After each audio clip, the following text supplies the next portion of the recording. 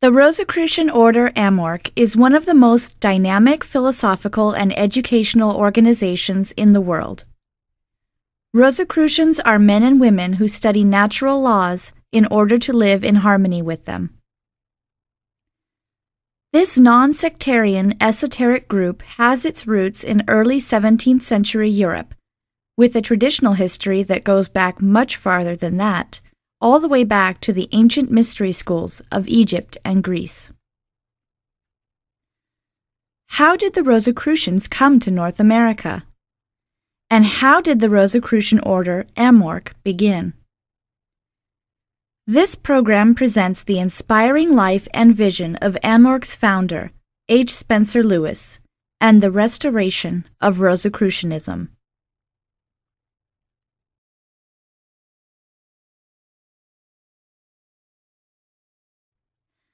Harvey Spencer Lewis was born on November 25, 1883, in Frenchtown, New Jersey. A few years later, his family moved to nearby New York City where he was raised. His father, Aaron Lewis, was a farmer, college teacher, professional calligrapher, handwriting expert, and genealogist. His mother, Catherine, was a teacher.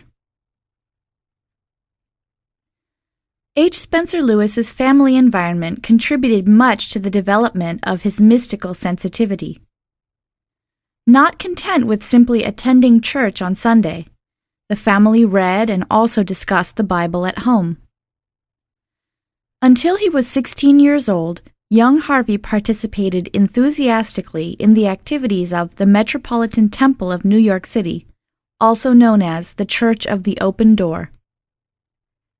He loved to sing in the choir, and he listened attentively to the sermons of Dr. S. Parks Cadman, the church pastor and a pioneering radio minister.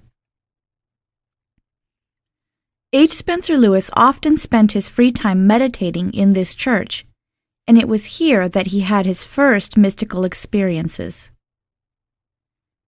These experiences had such an impact on his soul that he was led to question himself about the profound nature of humanity and the possibility of establishing a dialogue between the soul and the higher worlds.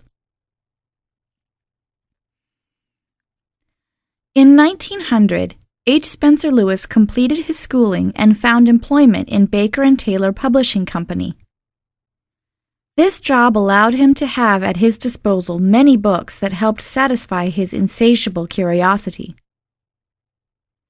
Included among these were books about magnetism, a subject introduced to the United States in 1836 by Charles Poyon, a follower of Puységur. This was at a time when the United States, and New York City in particular, was passionately interested in the supernatural, magnetism, and spiritualism.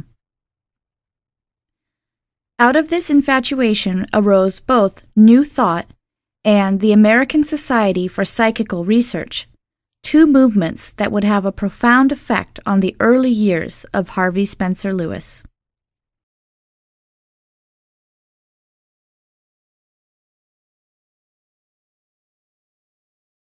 In contrast to the Theosophical Society, established in the United States in 1875 by Helena Petrovna Blavatsky, New Thought rejected pure occultism. It proposed instead a method of individual expansion oriented towards self-realization by means of concrete applications meant to resolve everyday problems. Research on undiscovered human faculties also interested the scientific establishment. In 1885, the renowned American psychologist William James established in Boston the American Society for Psychical Research, a branch of the organization located in London. In 1905, following the death of its director, Dr. Richard Hodgson, this psychic research society ceased its activities. However, within a few years, various other groups were formed, such as a special committee investigating fraudulent spiritualistic mediums, of which H. Spencer Lewis was a member from 1902. Although he was not yet 20 years old, H. Spencer Lewis was named president of this committee. In March 1903, he married Molly Goldsmith, and the following year they had a son, Ralph Maxwell Lewis. H. Spencer Lewis was at that time the arts editor of the New York Evening Herald and presided over a committee created by the newspaper for investigating mediums.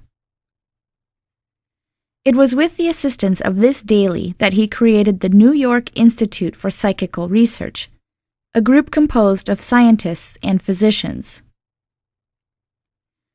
Among members of the Institute were such noted individuals as the writer and poetess Ella Wheeler Wilcox and Dr. Isaac Kaufman Funk, best known for his work on psychic science, which included the widow's mite and other psychic phenomena, and the psychic riddle.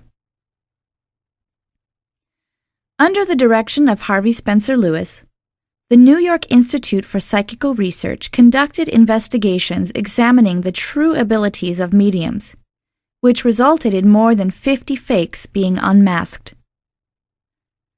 During this period, Lewis published many articles concerning his researches in the New York Herald and in the New York World. One of the articles, entitled Greatest Psychic Wonder of 1906, published in January 1907 in the New York Sunday World with a portrait of the author, discussed the experiments conducted by the New York Institute for Psychical Research with a young Indian medium. These researches left Lewis dissatisfied, as he found it difficult to believe that the phenomena produced through mediums were derived from the manifestation of spirits. Rather, he was persuaded that they originated in spiritual faculties yet unknown.